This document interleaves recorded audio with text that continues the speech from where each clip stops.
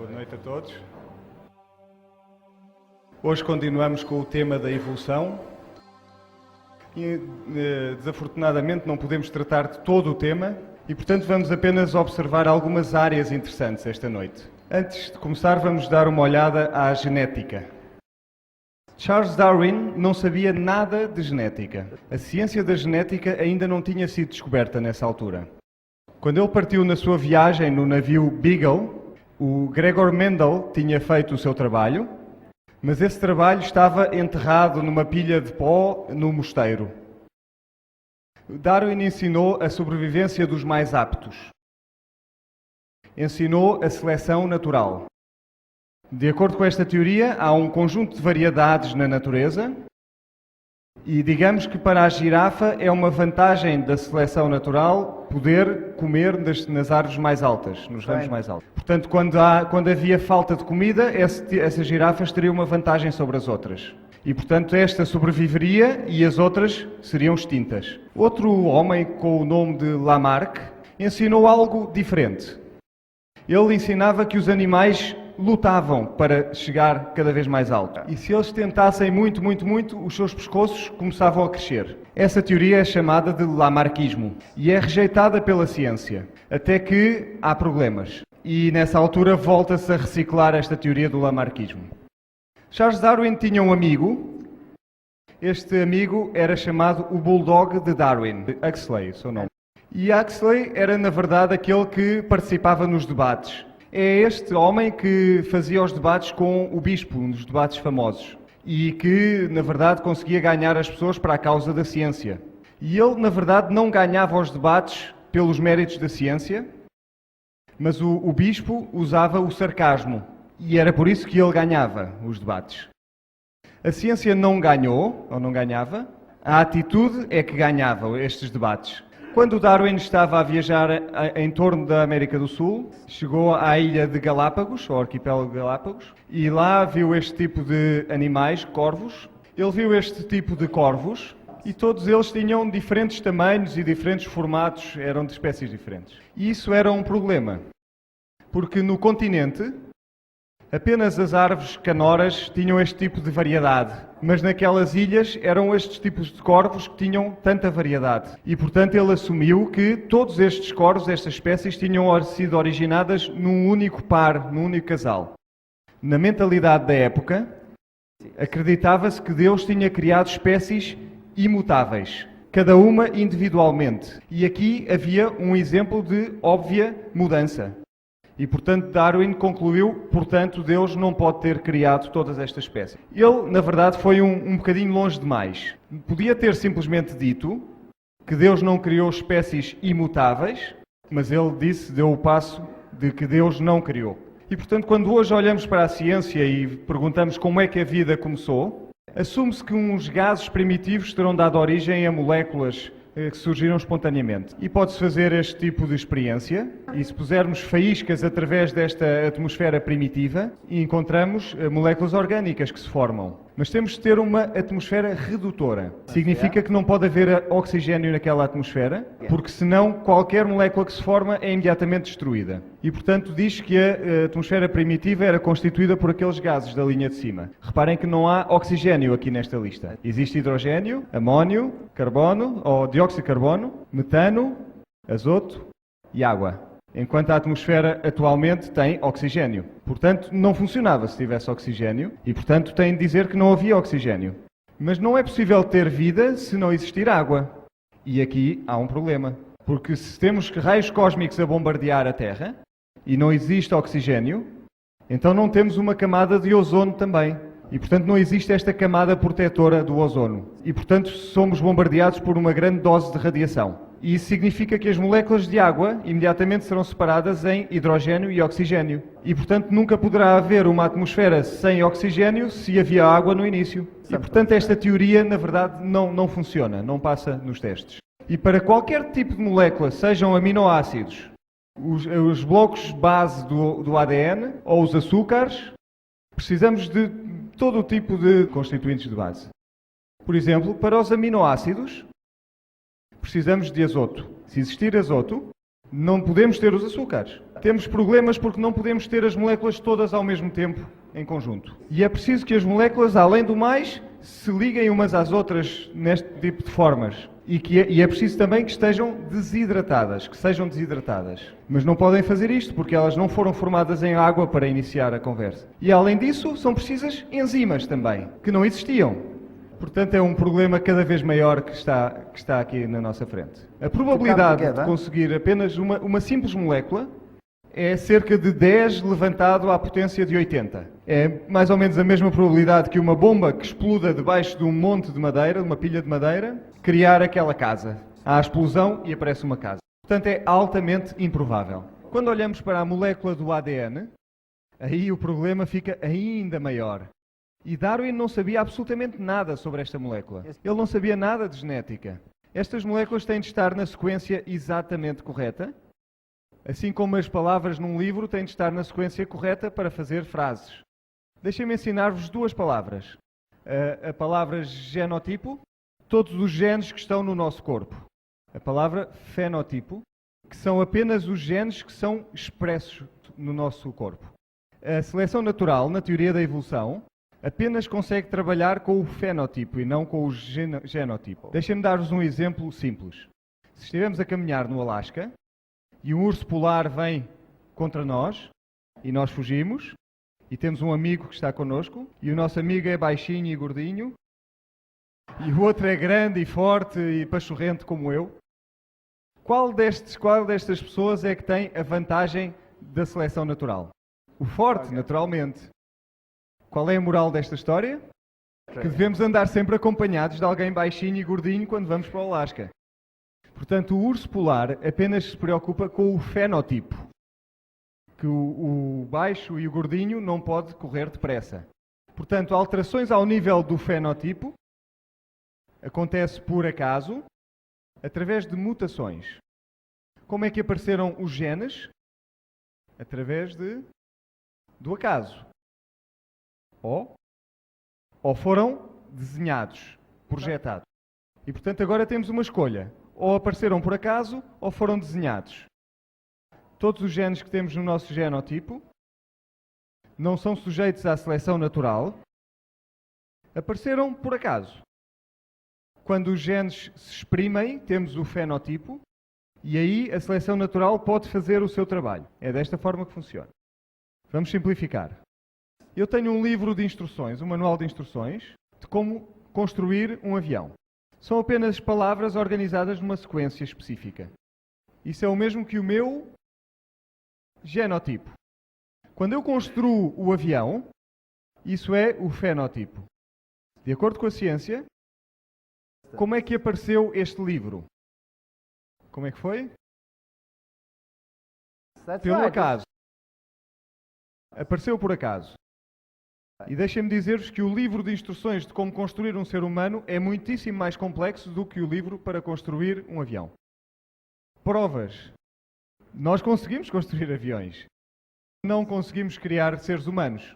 É demasiado complexo fazer um ser humano. Como é que isto apareceu? Temos duas opções. Acaso ou desígnio. Alguém tem um livro aqui? É um bocadinho fininho, mas serve. O livro com todas as instruções de como construir o avião. E apareceu por acaso. As letras organizaram-se na sequência correta e apareceu o livro. E as letras também apareceram por acaso elas próprias. E, portanto, pelo acaso, eu tenho na minha mão um livro com todas as instruções de como construir um avião.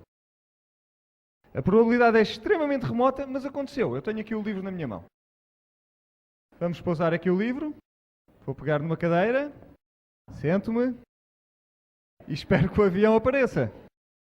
Quanto tempo é que eu terei de ficar aqui sentado? Eu vou ficar aqui sentado para sempre. É o que a ciência diz que acontece. Se tivermos as instruções por acaso, ainda não sabemos ler as palavras, primeiro temos que construir o avião, portanto também pelo acaso tem de se transformar o livro, as instruções, no avião. Qual é a probabilidade disso? Transporta a informação para uma fábrica, uma espécie de máquina, e depois então faz aviões. Como é que isto apareceu tudo? Acaso ou desígnio? Se um simples gene tem a probabilidade de uma bomba debaixo de uma pilha de madeira, que exploda e aparece uma casa, isto é tão complicado que é a mesma probabilidade de uma bomba nuclear explodir numa grande floresta, criando toda a cidade de Nova Iorque. E a funcionar. Portanto, os elevadores a funcionar, tudo a funcionar. A probabilidade é a mesma. Acham que podia ter acontecido? A ciência diz que aconteceu assim. A ciência diz isso. Vamos ver. Vamos ligar as luzes. Vamos ligar o computador, ver se funciona. Vou mostrar-vos como é complicado este mecanismo. E isto é o que acontece dentro das células. Vou tentar ir traduzindo. Computer animation, we can enter the cell to view this remarkable system at work.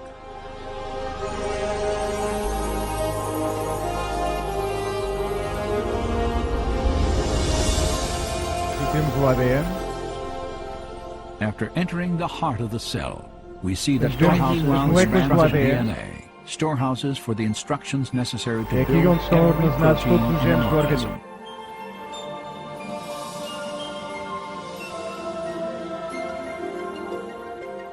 In a process known as transcription, transcrição, a molecular machine first unwinds a o ADN section é of the lido e DNA os genes helix são to expose the genetic instructions needed to são assemble a utilizados para specific fazer protein uma molecule. proteína específica. Another machine then copies these Uma espécie de instructions to form máquina a molecule que copia estas known as instruções. messenger RNA.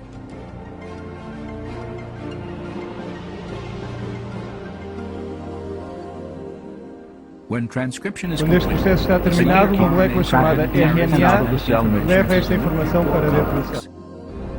the gatekeeper for traffic in and out of the cell nucleus.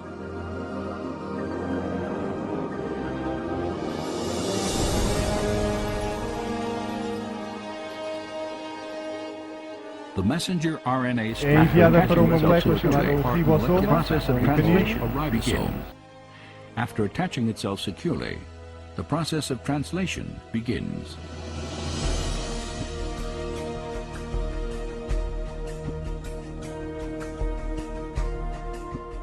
Inside the ribosome, a molecular Dentro do ribossoma são construídos os aminoácidos. of amino acids. These amino acids are transported from other parts of the cell and then linked into chains often hundreds of units long. De acordo Their com o código sequential genético, arrangement determines the fazem type of diferentes protein proteínas. manufactured.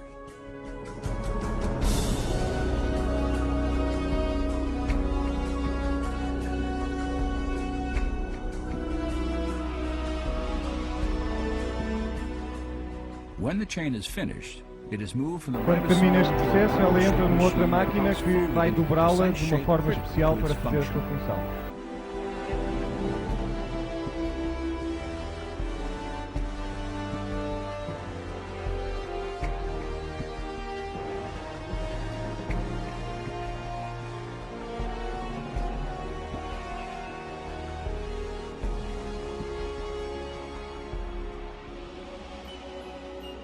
After the chain is folded into a protein, Depois desta proteína ter sido construída dentro desta máquina, ela é transportada para outro local. Todo este mecanismo aconteceu ou houve um desígnio por trás disto. Esta é a escolha que temos de fazer. Aqui temos um rim. Algumas coisas são realmente complicadas e não podem funcionar até que estejam realmente nessa configuração complexa. Sim. Chamamos a isto a complexidade irredutível. Por exemplo, para que os nossos rins possam concentrar a urina, fazer a sua função, precisamos desta estrutura que está dentro dos rins, com um sistema de artérias, de vasos muito complicado, e este sistema tem de ter ao mesmo tempo uma grande quantidade de enzimas a transportarem elementos de um lado para o outro. Se não estiver completo, não funciona. Não se pode melhorá-lo aos poucos. Como é que é possível, como é que isto terá aparecido? Por acaso ou porque foi desenhado porque houve um desígnio. Portanto, o livro apareceu por acaso. A fábrica que transforma as instruções no avião também surgiu por acaso. E depois eu tenho vários tipos de aviões. E vários tipos de instruções têm de aparecer por acaso. Mais todos os mecanismos para transformá-los em aviões também por acaso. Como é que a ciência diz que isto aconteceu? Aconteceu devido ou com base nas mutações. Quando acontece uma mutação, reescreve-se a informação que está no ADN. O DNA é um código com 3 letras, Vamos pegar numa frase feita com palavras de 3 letras. A tradução seria o gato e o chapéu, perdão. Portanto, tiramos o C, troca-se através de uma mutação e a frase lê-se qualquer coisa, ata. Handete, he at. Exatamente. So instead of the cat and the hat, you have the at. Portanto, a mutação, como veem, transforma esta frase em algo inútil. E a ciência concorda que este mecanismo que serve para as mudanças é inútil. Mas eles dizem, ocasionalmente, entre milhões de más mutações, aparece uma boa. Será que há um exemplo de isto acontecer? Sim, se forem aos livros, vão encontrar um exemplo. É chamado uma doença da anemia. Nas zonas onde existe malária, a doença da malária, quem tem este tipo de mutação, as nossas células vermelhas de quem tem esta doença, em vez de serem redondas, os glóbulos vermelhos, têm um formato de meia-lua, uma espécie de meia-lua. E o parasita da malária não consegue entrar nas células. E, portanto, estas pessoas têm uma vantagem, porque não apanham a doença da malária. É um exemplo de uma boa mutação, certo? Estão de acordo? Errado. É uma mutação muito má, porque se tivermos este tipo de células, nós estamos sempre doentes. Não morremos de malária, mas morremos da doença da anemia. Esta não é uma boa mutação, na verdade não existe um único exemplo de uma boa mutação que se tenha observado. Se uma célula apareceu por acaso, e reparem que para viver é preciso haver complexidade, portanto algo muitíssimo complexo apareceu por acaso, mas se eu quero continuar que a evolução avance, eu não posso ficar com uma célula só, tenho de tornar multicelular. Nós não consistimos apenas de uma célula. Somos feitos de centenas de milhares de células diferentes. O que é que isso significa em termos da genética? Aqui temos uma célula do músculo e aqui uma célula do sistema nervoso. Será que a amiba original tinha uma célula de nervo e uma célula de sistema nervoso e uma célula de músculo? Só tinha uma célula. Nós temos milhares de células diferentes, mas vamos concentrar-nos nestas duas. Significa que eu preciso ter muito mais genes. Eu preciso de um gene que diga tu vais ser uma célula de músculo e outro que diga tu vais ser uma célula do sistema nervoso, um axónio. De onde é que vem o gene adicional? Acaso ou desígnio? Pum! Aparece uma casa. Milhares e milhares de vezes repete-se esta explosão e sempre aparece uma casa. Cada novo gene é preciso um evento desta pouca probabilidade. Agora é preciso muita, muita fé. Mas há outro problema ainda. Se eu tenho dois tipos de células, eu tenho de ter alguma forma de ligar um gene e desligar o outro. Não poderíamos ter músculos na nossa cabeça, que não davam muito jeito. Se eu tenho duas luzes, quantos interruptores é que eu preciso? 2. Desligo uma, desligo outra, ou as duas, mas preciso de 2 interruptores. Será que a célula original, de onde as coisas evoluíram, tinha este tipo de interruptores? Não precisava deles. De onde é que vem então este interruptor? Bomba em casa, mais uma vez. Cada vez que temos um novo gene, precisamos de um acontecimento deste tipo. E mesmo assim não chega. Se eu tenho duas células, qual era o interesse de ter músculos no meu braço e células nervosas na minha cabeça, se as duas não conseguissem comunicar de alguma forma? Seriam inúteis. Portanto, preciso de genes que lhes digam o que é que elas são, preciso de genes que as desliguem ou que as liguem, preciso de genes que controlem a sua fisiologia, o seu crescimento, e preciso de genes que controlem a sua embriologia, ou seja, o seu aparecimento. E isso apenas para duas células. E o que dizem de centenas de milhares de células? Neste caso, temos de acreditar em explosões nucleares atrás de explosões nucleares a criar várias cidades de Nova Iorque. Porque isto é tudo genotipo. E pior ainda, se achamos que a fisiologia deste pássaro é bastante complexa, vamos falar do caranguejo. Alguém estudou este processo? You sit there studying it, right? Este pequeno verme encaracolado ou enrolado. Será que ele tem este Krebs cycle? O ciclo de Krebs? Sim, tem, ele tem. E a amiba unicelular, será que tem? Também tem, também faz isso. E este ciclo fisiológico é tão complexo que precisa de tantos genes que se um pássaro o tem e uma amiba também o tem, isso significa que foi preciso que ele evoluísse muitas vezes ou que estava lá desde o início. No verme encaracolado ou enrolado, será que ele tem este Krebs cycle, o ciclo de Krebs? Sim, tem, ele tem. E a amiba unicelular, será que tem? também faz isso. E este ciclo fisiológico é tão complexo que precisa de tantos genes que se um pássaro o tem e uma amiba também o tem, isso significa que foi preciso que ele evoluísse muitas vezes ou que estava lá desde o início. Uou! Uou! Complicado. Todas estas estruturas complexas fisiológicas têm de ter estado lá desde o início porque são comuns a todos os seres vivos. Já não estamos a falar de bombas nucleares a construir cidades de Nova Iorque, estamos a falar em bombas do tamanho do universo. Isto é inacreditável. A seleção natural é completamente inútil se não houverem duas variantes. Se eu quero saber quem é que é melhor ou qual é a variedade que é melhor do que outra, tem de haver pelo menos quantas? Duas, para poder comparar. E, portanto, tudo o que nós falámos até ao momento temos de duplicar a complexidade, porque tem de haver dois para haver seleção natural. Vamos dizer que mesmo assim aconteceu, mesmo com a duplicação. Temos uma borboleta branca e uma borboleta preta. Se elas estiverem num fundo negro, a branca é muito visível e a preta não se vê tão bem. Os pássaros veem a branca e comem-na. Muito bem. A seleção natural, então, faz o seu trabalho e o que é que faz? Favorece a preta. Se continuar assim, o que é que acontece às brancas? São extintas. É fácil, é assim que funciona. Começamos com duas e no fim da seleção natural ter feito o seu trabalho, quantas é que sobram? Uma. 2 menos 1 dá 1. Portanto, temos mais ou temos menos do que quando começamos? Temos menos. Portanto, expliquem-me como é que um mecanismo que cada vez faz menos variedade consegue criar mais e mais variedade de espécies no planeta. Ninguém me conseguiu explicar isto até hoje e eu tenho tentado com bastante intensidade. Perguntei isto a professores universitários. Eles ficam zangados quando eu pergunto. O que é que a raiva vos diz?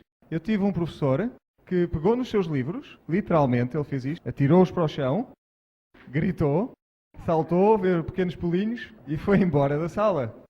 E os estudantes olharam para mim, eu olhei para eles e eu disse, se pegarmos numa pedra e atirarmos para um beco escuro, se atirarmos a pedra a um cão e o cão começar a ganir, quer dizer que lhe acertamos. É muito simples. Então falemos de cães, já que estamos neste assunto dos cães. Aqui temos o Chihuahua, o grande Danois. E aqui temos todos os formatos e tamanhos de cães. De onde vieram estas raças todas de cães? Eles vêm do lobo. Foram emergindo ou evoluindo a partir dos lobos ao longo do tempo. Mas os lobos não têm muito o aspecto de um Chihuahua, não é? E também não são parecidos com um grande Danois. Também não têm orelhas fofinhas e longas como este cão. E também não têm cabeleiras engraçadas como têm estes cães. Mas sabemos que eles vieram dos lobos. E o que é que isto nos diz? Que todos estes genes são alelos. Todos tinham de estar presentes no lobo, todos estes genes que deram origem a estas características. Não se exprimiam, estavam lá, mas estavam desligados. Quando se começa a procriar e vão-se eliminando alguns destes genes, encontra-se toda a variação desde o Chihuahua até ao Grande Danois. Isso significa que o lobo tem de ter muito mais genes do que alguma vez são expressos no seu fenotipo. Como é que aqueles genes apareceram no lobo? Porque, como veem, eles tinham de estar lá. Como é que eles apareceram no lobo? Duas escolhas, mais uma vez. Apareceram lá porque alguém os pôs lá. Foram desenhados, houve um desígnio por trás disso. Temos aqui 2 escaravelhos. Temos a pequena joaninha, uma espécie de joaninha, que é vermelha e preta. E temos aqui uma completamente preta. Portanto, eram vistas como 2 espécies, estes 2 animais. Até que se descobriu que uma aparece numa época do ano e outra aparece noutra época do ano. Portanto, têm de ser diferentes tipos de genes que são ativados e desativados em diferentes alturas. E acontece o mesmo com todo este tipo de animais. E, portanto, isto é tudo uma espécie com genes que são desligados ou ligados. Muito bem. Alguma vez viram uma borboleta? Se viram uma borboleta? Imaginem que nunca tinham visto uma borboleta na vossa vida. Chegaram a este planeta do espaço e são a única pessoa aqui que nunca viu uma borboleta. E vemos ali uma minhoca gorda. E estamos a apanhar estas minhocas. Seriam uma espécie. Diriam que isto é a mesma espécie, a larva e a borboleta? serão uma espécie? Nem pensar. Uma é completamente diferente, um verme é completamente diferente de uma borboleta. E portanto o verme é uma máquina de comer e a borboleta voa maravilhosamente. Os genes da borboleta estão na larva? Sim, Yes. com certeza que sim. Estão a ser exprimir na lagarta? Não. Portanto, há ali alguma coisa, alguns genes que conseguem desligar todos aqueles genes, outros genes. Mas quando ela muta, ela se transforma, os genes são ligados, desligam-se os outros e aparece a borboleta. E, portanto, há um grande número de genes na larva ou na lagarta que nunca poderíamos saber que existiam até que eles foram ligados. É assim? E, portanto, lembrem-se da ideia da bomba e da casa que tem de acontecer muitas vezes seguidas para que isto possa funcionar. A ciência diz-nos que a variedade aumenta quando se dá a fertilização. E para isso é preciso o processo chamado a meiose. Este é o processo de fertilização. Para a fertilização é necessário um macho e uma fêmea. E por causa desta união de dois seres diferentes, a descendência pode ser mais variada. Vamos olhar à nossa volta. E, por favor, as duas pessoas que estão aqui que são exatamente iguais uma à outra, por favor, levantem-se para nós vermos. Não somos, não existe. Mesmo os gêmeos não são exatamente iguais. Não há ninguém aqui que seja exatamente igual a outra pessoa. Temos genes diferentes, mas somos todos humanos. Através deste processo, a vossa descendência vai ser diferente do que vocês são. Os nossos filhos não são exatamente iguais a nós. Este processo não aumenta nada até que a criança nasça. Apenas quando tem resultado, temos mais variedade. Portanto, como é que o macho e a fêmea apareceram em primeiro lugar? Ajudem-me. Foi por acaso. Foi por acaso, eles estão ali a trocar genes um com o outro. Deixem-me pôr isto de uma forma mais simples. Eu estou a escrever um livro de como construir um avião. E agora quero mudar um pouco este avião. Vou ao meu computador, seleciono algumas frases, copio e ponho-as noutro sítio do manual. Portanto, eu rearranjo o que está escrito no livro. Isso muda o avião? Bom, só quando o avião estiver construído. A mesma coisa aqui. Apenas está a reescrever o que está no livro de instruções, não se está a construir nada, e isto aconteceu por acaso. É um mecanismo tão complexo, isto é o nosso conjunto de genes, e trocam informação entre vários genes. Digamos que o azul é o meu pai, o vermelho é a minha mãe, e eles trocam informação. Eu tenho um pouco de pai, de mãe, de pai, de mãe, um pouco dos dois. A enzima percorre o gene e corta exatamente no sítio certo. No lado do pai e no lado da mãe. Tem de fazer um corte exatamente no mesmo sítio. Se ele cortasse um nucleótido mais à frente, o próximo gene seria como vimos há pouco. E nós seríamos algo disforme. Portanto, não pode haver aqui o mínimo erro. E isto acontece centenas de milhares de vezes, sem um único erro. Temos enzimas que aliviam a tensão. Temos outro tipo de enzimas que absorvem os movimentos de rotação. Temos enzimas que leem esta sequência muito rigorosamente. Temos um conjunto de enzimas e mecanismos que vão corrigindo alguma coisa que está a correr mal. E tudo isto aconteceu por acaso. Faz com que o vídeo que eu vos mostrei seja uma brincadeira de crianças ao pé disto. Por acaso, é como irmos para quem fabricou a nave espacial Challenger. E quando ela está lá no espaço, dizemos ao chefe, ao cientista principal, o chefe da missão, é espetacular como este foguetão apareceu realmente por acaso. Ele punha-os numa camisa de forças e mandava-os internar, com certeza. É exatamente o que os cientistas acreditam em relação à célula. Vamos dar agora um novo olhar às coisas. Temos aqui um peixe que vive nas grutas e não tem olhos. A ciência diz que isto é uma nova espécie que surgiu. Temos aqui outro animal que vive nas grutas e que não tem olhos também. Temos aqui uma espécie de inseto uma salamandra também sem olhos. Uma barata das cavernas também não tem olhos. Se eu pegar numa destas baratas, como existem no Havaí, nestas ilhas novas elas entram nas grutas e depois de 8 meses elas perdem os olhos. Isto é evolução? Não. Eu acredito que tudo o que está a acontecer nestes processos, o estímulo sobre os genes já não está a atuar e os genes que criam os bem não têm olhos. Se eu pegar numa destas baratas, como existem no Havaí, nestas ilhas novas elas entram nas grutas e depois de 8 meses elas perdem os olhos. Isto é evolução? Não. Eu acredito que tudo o que está a acontecer nestes processos, o estímulo sobre os genes já não está a atuar e os genes que criam os olhos desligam-se. Portanto, não há nada novo, não há nada que tenha sido criado, só se desligou uma parte da máquina. Tenho aqui um cruzamento entre um leão e um tigre. É um ligre. Um cruzamento entre uma baleia e um golfinho. Um cavalo e uma zebra. Podemos brincar com os nomes. Uma zebra e um burro. E isto funciona nos mamíferos, como viram. Estes cruzamentos podem acontecer. O que acontece é que a descendência não é fértil. Nos peixes, eles são férteis. Nas plantas, nos insetos também são férteis, a descendência. E é desta forma que se criam novas variedades, novas espécies. Por vezes eu posso juntar dois cromossomas. Chama-se o processo de fusão. E tenho um cromossoma muito longo. Será que eu acrescentei alguma informação nova aqui? Sim ou não? Não. É a mesma informação numa combinação, uma configuração diferente. Se eu olho agora para este animal, é o maior antílope que existe no mundo. Reparem que tem riscas e tem dois chifres. Este é um kudu, também tem riscas e tem o mesmo tipo de chifres. Este é o outro animal, também tem riscas, mais uma vez os chifres semelhantes. Este é o macho e aquela é a fêmea. São tão diferentes que diríamos que são duas espécies diferentes.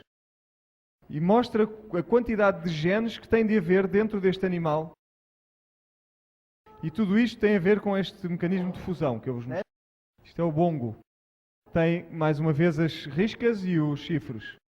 Outro animal, um dos antílopes mais pequenos que existem, tem as mesmas características, mais uma vez. Todos têm o mesmo tipo de fusão nos seus cromossomas. E se eu dissesse que tudo isto é apenas um grupo, uma espécie? As diferenças não são muito maiores do que entre o Chihuahua e o Grand Danois. E, portanto, em vez de todos estes animais terem de entrar na arca, quantos é que teriam de entrar na arca? Um par. Não, não é assim. Porque é um animal limpo. Aqui temos o lobo. O lobo tem 78 cromossomas. 78. Quando olhamos para todas as raposas e todos os cães selvagens, têm entre 36 e 78 cromossomas.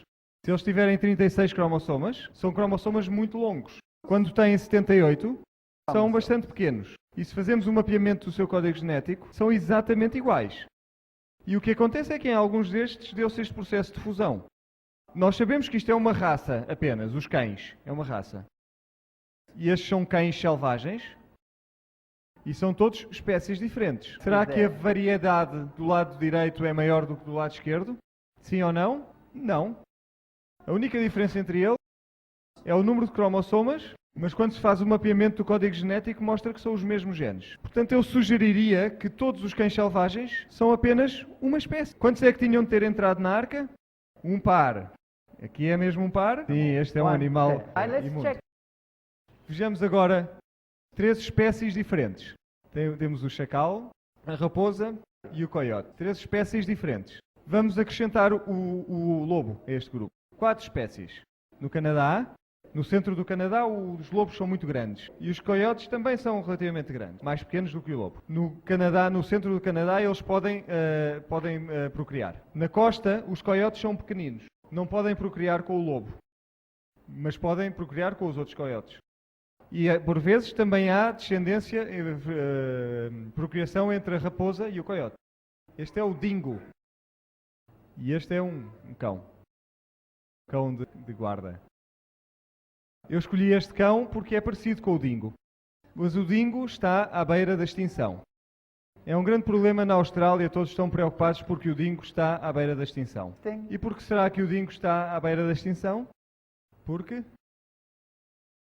ele pode procriar-se com o cão. Cientistas, reparem, se ele pode procriar com o cão, não será que ele é mesmo um cão? Mas porque ele vive na Austrália, não pode ser um cão, é lógico que tem de ser um dingo. E eu digo-vos que é um cão. Parece um cão. Há um ditado popular que diz: se algo parece com um pato, se algo é parecido com um pato, e caminha como se fosse um pato, e faz quack como fazem os patos, então é porque é um pato. Também temos este ditado cá em Portugal, não é? Temos também genes saltadores. São transposons E posso, numa geração, mudar completamente.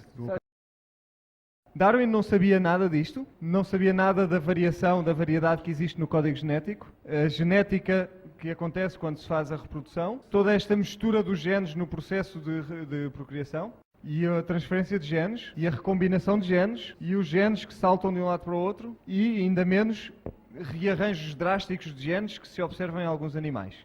E tudo isto tem de acontecer por acaso ou por desígnio. Portanto, armados com esta informação, nós podemos ser novos Darwins hoje em dia. Chegamos a uma ilha Genus locks up. e vemos toda esta variedade de animais que estão naquela ilha. Tanta variedade, e portanto não é possível que Deus os tenha criado como uma espécie só. Ou dizemos, isto é fácil de compreender, existe tanto potencial para a variedade no código genético que isto é uma coisa natural. Estão a conseguir acompanhar-me? Temos carnívoros no planeta Terra? Sim. Existiam carnívoros na criação original, de acordo com a Bíblia? Não. Mas um carnívoro é desenhado, projetado para comer carne, certo? Vamos olhar para este tema. Aqui temos várias raças. São todas bonitas moças. Mas os homens são ainda mais bonitos. É um concurso de beleza para homens. Não vamos ser sexistas. Vamos ficar pelas crianças. E aqui não há discussões de quem é que são os mais bonitos, os meninos ou as meninas. Aqui temos uma criança. Tem características asiáticas. Temos aqui um rapaz ocidental e ele não tem esse tipo de características. Qual é a diferença entre um e outro? Geneticamente, praticamente nenhuma. Nada. A diferença é que os genes desta criança depositam um pouco mais de gordura naquela zona da sobrancelha do que no rapaz. É o mesmo gene, apenas é utilizado mais vezes. Este rapaz é um pouco mais escuro do que aquele. Qual é a diferença? Ambos produzem melanina. Todos têm o gene que produz esta molécula. No branco, esse gene é utilizado menos vezes do que no negro. Posso forçar isto se ficar muito tempo ao sol, mas há um limite. Mas geneticamente não há realmente diferença entre os dois. A ciência diz-nos que somos muito relacionados, estamos muito perto geneticamente de um chimpanzé e que isto é uma prova da evolução. Porque partilhamos 98% dos genes com os genes do chimpanzé. E isso é uma prova da evolução. Não é nada disso. Partilhamos quase o mesmo número de genes com o rato. E só estamos a olhar para os genes estruturais. Não estamos a olhar para os genes que fazem o controle. E só para uma curiosidade, partilhamos 76% do nosso código genético com uma banana. Portanto, seguramente temos de ter evoluído a partir da banana. Portanto, não se deixem intimidar por estes argumentos da genética. Portanto, se o mundo era diferente no início, tem de ter havido alguma mudança grande desde a criação. E Deus viu tudo o que tinha criado e viu que era muito bom. É o que diz a Bíblia. E portanto era ou não era? Diz que Deus criou o homem para a sua glória. E não a partir, enfim, de um caminho em que tinha de evoluir até à sua glória. E Deus diz que a dieta do homem seria tudo o que tem sementes e qualquer árvore que produzisse fruto. E portanto o homem era um vegetariano. É isso que diz a Bíblia. Vamos ver os outros animais. Será que eram semelhantes? E portanto todos os animais da terra e do mar e do ar, e todos os animais que rastejam, em tudo onde há vida, eu dei as ervas verdes. A palavra carne, meat, é a palavra carne que é utilizada no inglês arcaico para comida. E portanto eles todos tinham plantas verdes como alimento. O que é que comia o leão nesta altura? De acordo com este texto, comia plantas. Os cientistas vão-nos dizer que isso é um disparate. Eu falo com eles muitas vezes. O que é que diz Darwin acerca deste tema? Escreveu ao seu amigo chamado Asa Gray e ele diz: eu estou surpreendido. Não quero escrever algo que seja ateu, mas eu não consigo ver tão claramente como outros esta evidência de que há um desígnio e que há uma bondade por trás disto tudo. Há demasiada miséria e desgraça no mundo. Não consigo apreender como é que um Deus bom poderia criar de propósito um rato. E portanto Darwin olhava para os parasitas, via um animal a matar o outro animal E ele dizia, não pode haver Deus no meio disto. E, portanto, tem de ter surgido tudo isto a partir da evolução. E no seu primeiro rascunho, a primeira edição da Origem das Espécies, uma difamação, dizer que o Criador de muitos universos tenha criado, através de atos individuais seus, todos estes animais parasitas e rastejantes. Mas se acreditarmos na evolução, bom, então isso já não me espanta. É normal. E, portanto, Darwin via todas estas coisas más e concluiu que não havia Deus. Ele não sabia nada de genética e milhões de pessoas no mundo inteiro fazem o mesmo que Darwin fez. E eu era uma pessoa dessas. Isto não faz nenhum sentido. Mas a Bíblia diz mais alguma coisa acerca deste tema. Diz que houve uma mudança. Vemos no Gênesis que Deus chamou Adão e Adão estava com medo. Porquê que ele estava com medo? O que ele tinha feito? Tinha pecado. E por causa do pecado, a morte. E por causa da morte, as coisas mudaram. E Deus disse que a serpente estaria então amaldiçoada. E que terá de rastejar sobre a sua barriga. E que teria de comer pó durante todos os dias da sua vida. Ah, diz o cientista, as cobras não comem pó. É uma referência à morte. Pó vieste, ao pó irás voltar. Será que a serpente é um símbolo da morte? Sim, com certeza. E, portanto, teria de rastejar na sua barriga. Temos lagartos e temos cobras com vestígios de pernas. Mas eles não as usam. Será que eles têm o gene para as pernas? Com certeza que sim. Mas esses genes estão desativados. Ou, em alguns casos, apenas ativados parcialmente. Portanto, o potencial para ser diferente está presente. Mas uma cobra hoje pode matar. Isto está associado com a morte. Tem veneno que sai das suas glândulas. Esse veneno é saliva transformada. Se olhamos para uma aranha, há algumas aranhas que apanham pólen e comem pólen, mas também podem injetar saliva. E em Gênesis 3:17 diz que o solo está amaldiçoado por causa do homem. E, portanto, brotarão cardos e ervas daninhas. E, portanto, antes não teriam havido cardos e ervas daninhas. E, realmente, o homem não precisa de Deus se as coisas correm bem. E, portanto, Deus teve de amaldiçoar a terra, de forma a que fosse uma luta para conseguir extrair alimento daquela terra. De forma a que as pessoas procurassem a Deus e tivessem necessidade de Deus. Porque se eles não procurarem a Deus, eles não podem ter a vida eterna. E, portanto, algumas criaturas, porque a terra foi amaldiçoada, já não conseguem extrair da terra o que extraíam antes. O que é que fazemos se formos uma joaninha e a nossa dieta for uma espécie de alperces? É o que as joaninhas comem. Sim, mas agora os alperces só estão disponíveis durante 3 meses. Desapareceu a comida delas. Têm 2 escolhas. Ou comem outra coisa qualquer, ou morrem. E o que é que eles comem? Elas comem? Comem pequenos vermes que existem nas plantas. E, portanto, tornaram-se carnívoras. E, portanto, nós achamos que elas são muito úteis. Portanto, ervas daninhas e cardos. Alguns cardos são apenas ramos modificados. Outros são folhas modificadas. Portanto, esta parte verde é uma folha modificada. Será o equivalente ao ramo, ao tronco, e depois o pico é a folha. Quando a folha cresce, os genes libertam a folha. Mas, neste caso, o mesmo gene fecha para o outro lado. Cada vez se torna mais compacta. Sharp point, and then it dries. E depois seca. Geneticamente não há diferença, é apenas uma diferença na forma como ela cresce. Na rosa é algo que cresce a partir da pele. Não há nada de novo, não há novos genes. E aqui é a própria pétala da flor que se desenrola para dentro em vez de desenrolar para fora. E todos estes parasitas?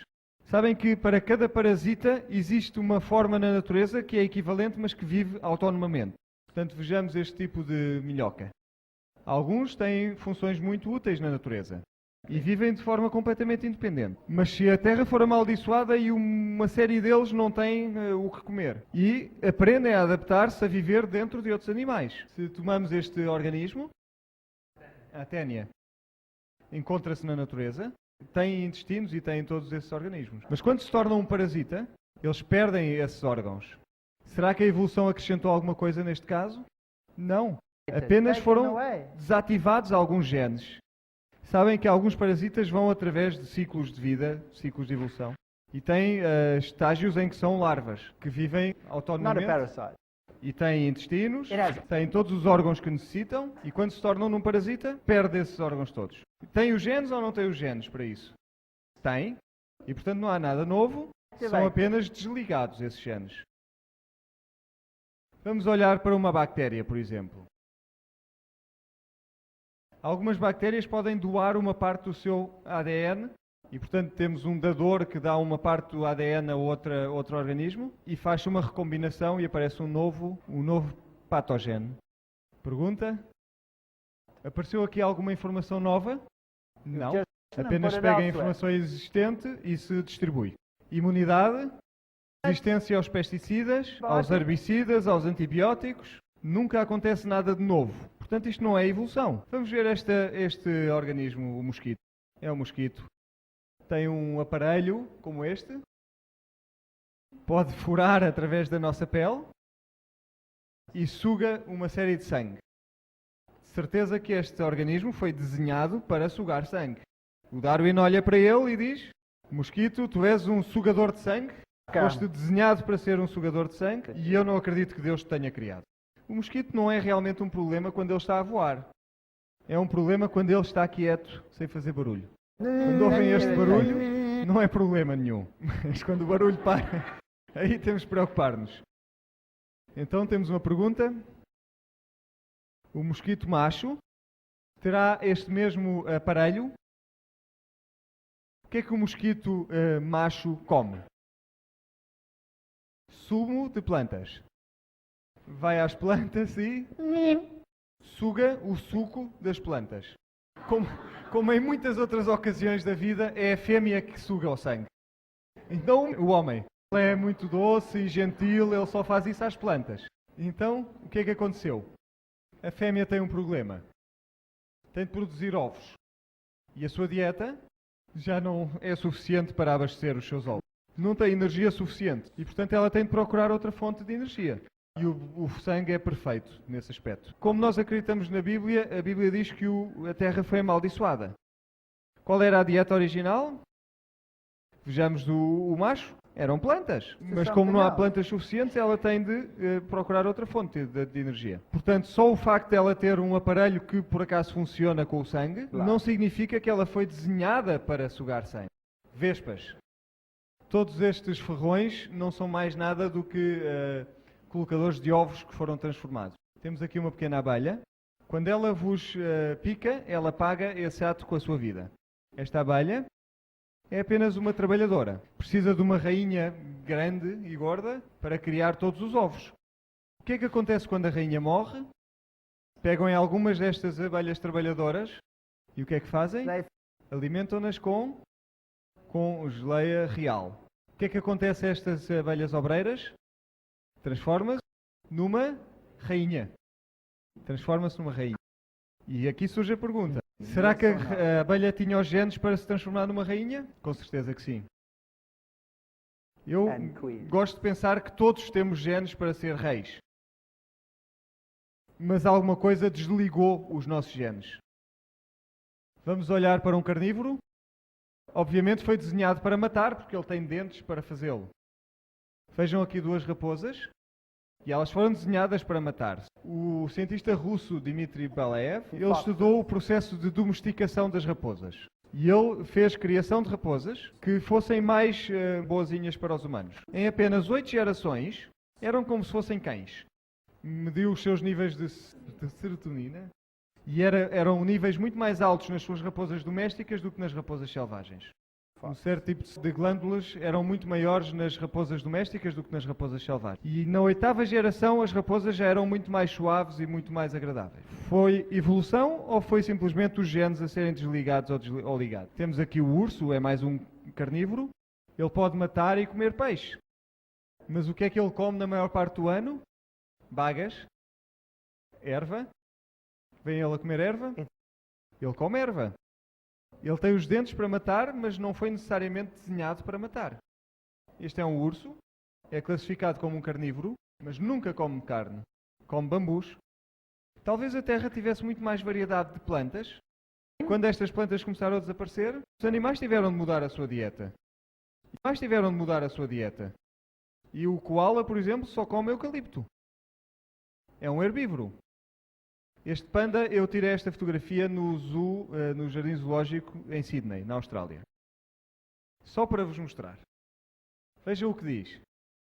Pandas vermelhos são classificados como carnívoros, comedores de carne. Mas a maior parte da sua dieta é bambu.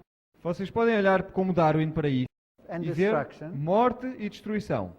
Ou podem olhar para isto à luz da Bíblia e ver evidências de que no princípio não teria sido assim. Sabem que se alimentarem um leão apenas de alimentos vegetarianos, eles vivem o dobro do tempo, são muito mais gentis, pode-se brincar com eles, e se atirarem carne para eles comerem, eles recusam comer essa carne. Há muitos exemplos destes que aconteceram com leões em cativeiro. E portanto os dentes não o fazem necessariamente uma máquina de matar. Tal como o aparelho de sugar do mosquito não é necessariamente feito para sugar sangue. Sabem que quanto mais nos afastamos da dieta original, isto é a hiena, come cadáveres. Temos herbívoros, carnívoros, temos os animais que comem cadáveres. Quanto mais nos afastamos do original, mais feio fica o animal. Se olharem para um pássaro como este, tem um aspecto sinistro, mas continua a ser bonito. Mas se vamos para os que comem cadáveres, ficam cada vez mais feios e mais feios. Quanto mais se afasta do original, vejam este papagaio. É um tipo de papagaio. Vive na Nova Zelândia. Reparem no seu bico e na sua pata. Um falcão, muito parecido com um falcão. Este papagaio come a raiz de uma árvore. Escava, e com o seu bico quebra as raízes e come-as. E, enfim, veio a cidade e cortou todas aquelas árvores. E não havia mais árvores para ele comer. E sabem o que aconteceu? Tornou-se um carnívoro da pior espécie. E sabem o que ele come? Come carneiros.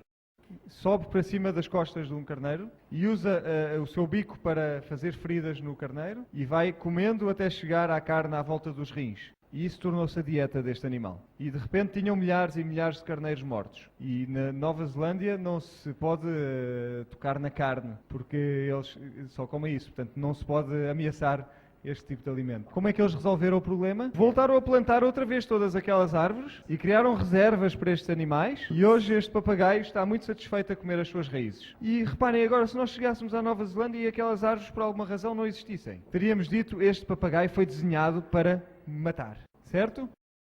Portanto, vejamos este outro papagaio. Aquilo é o saco da minha mulher que está ali. E ele chama a atenção porque tem uma parte brilhante à frente.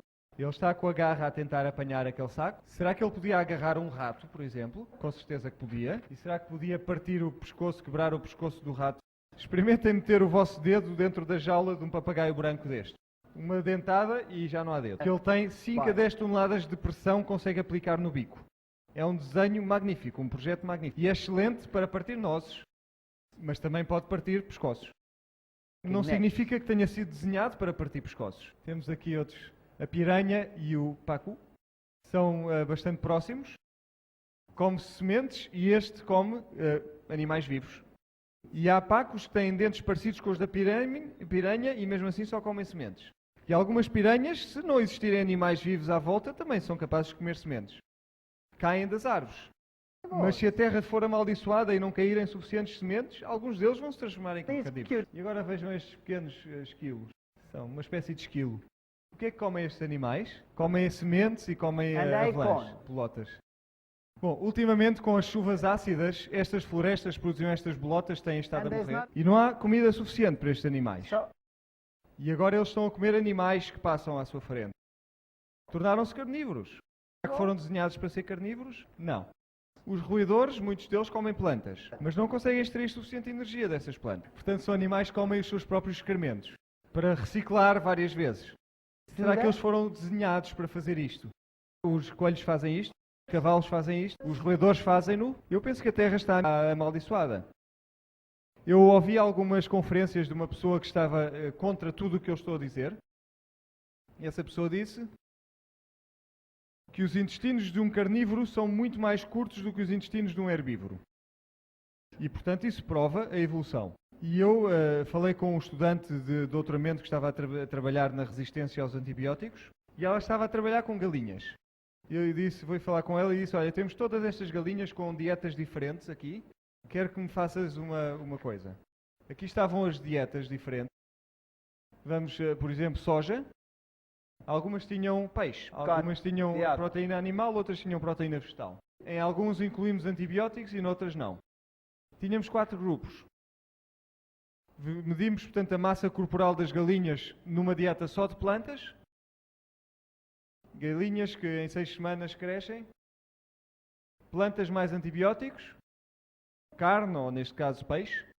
E peixe mais antibiótico. Na verdade, não há grande diferença no crescimento. Isto eram os 4 grupos de dieta que tinha. E eu disse ao estudante, quando medires estes animais, eu quero que tu desdobres os intestinos e ponhas em cima de uma mesa e meças o comprimento. E ele disse, você está louco? Bom, talvez esteja louco, mas se não te importas de fazer isso, e quero além disso que meças não só os intestinos, mas todo o tamanho de todos os órgãos, do fígado, do coração, todos os órgãos. Isto é trabalho extra, eu não quero fazer isso. Eu é que mando. Faz. E ela fez. Vejamos o resultado. Aqui está a massa do aparelho digestivo. Quando eles comiam só plantas, era mais alta. Plantas com antibióticos era um pouco menos. Quando eles comiam peixe, ficou ainda mais pequeno. E com antibióticos ainda mais pequeno. E agora é estatisticamente diferente. Vejam o comprimento do aparelho digestivo. Os que comiam só plantas tinham os aparelhos mais longos. Fazia antibióticos um pouco menos. Peixe ainda menos. Peixe com antibiótico muito menos. Isto é interessante. Vamos ver outros órgãos. Vamos ver o coração. Isto é ciência a ser desenvolvida.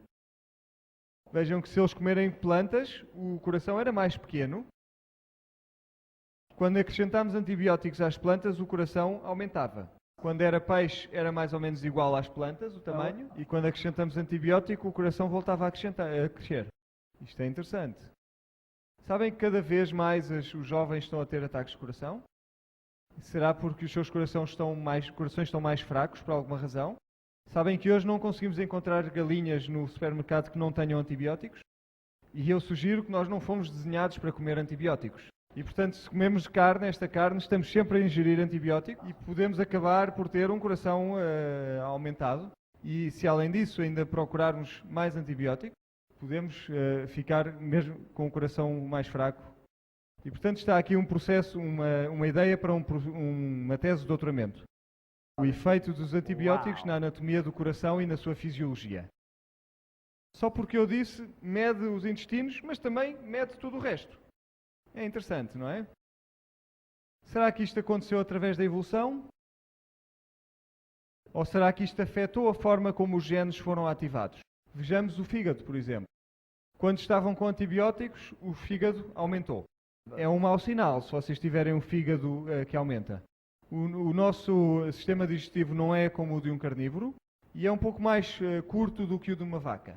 Mas nós temos dentes caninos e, portanto, fomos desenhados para comer carne. E aqui temos um macaco que é um vegetariano total. Será que ele tem dentes caninos? Tem, e de bom tamanho. E ele é totalmente vegetariano. E porquê é que ele tem estes dentes? Para matar e para poder comer carne? Não. Fazem-no ficar bonito. São sexys. As macacas gostam. Portanto, é um caráter secundário que não tem nada a ver com a alimentação. Portanto, todos estes órgãos vestigiais que há algum tempo provavelmente tiveram uma função e já não têm, como o apêndice e supostamente as guelras, vestígios de guelras que temos, esta lista, à medida que o nosso conhecimento aumenta, está a ficar cada vez mais pequena, de órgãos vestigiais que não têm função. Pensava-se que nenhum daqueles órgãos tinha função, cerca de 100. Inicialmente a tiroide, por exemplo, estava nessa lista. A glândula pituitária e todos estes órgãos, afinal, tinham uma função. Vejam outro problema para a evolução. Isto é chamada a homologia. Vejam o braço do humano, do gato, do morcego. Chamamos a isto a variação do pentadáctilo, dos 5 dedos. Que os 5 dedos é o mais primitivo. O cavalo tem só um dedo. O mais primitivo é o que tem 5. E todos os outros são mais avançados. Pergunta? Se nós evoluímos só no fim, ainda temos a mão mais primitiva entre todos os animais. Resposta? Para podermos brincar, para podermos tocar piano. E fecha outro problema. A homologia diz que todos estes organismos completamente distintos em espécies diferentes. O conceito da homologia em termos dos genes semelhantes, a partir de um ancestral comum, foi desacreditado. Darwin não sabia nada sobre os genes. Darwin está com grandes problemas neste momento. Portanto, eu posso ser o Darwin e olho para tudo o que é de negativo na vida e concluir que não há Deus. Ou eu posso dizer a Terra em tempos foi perfeita, mas o pecado entrou neste mundo e agora é muito menos do que perfeita.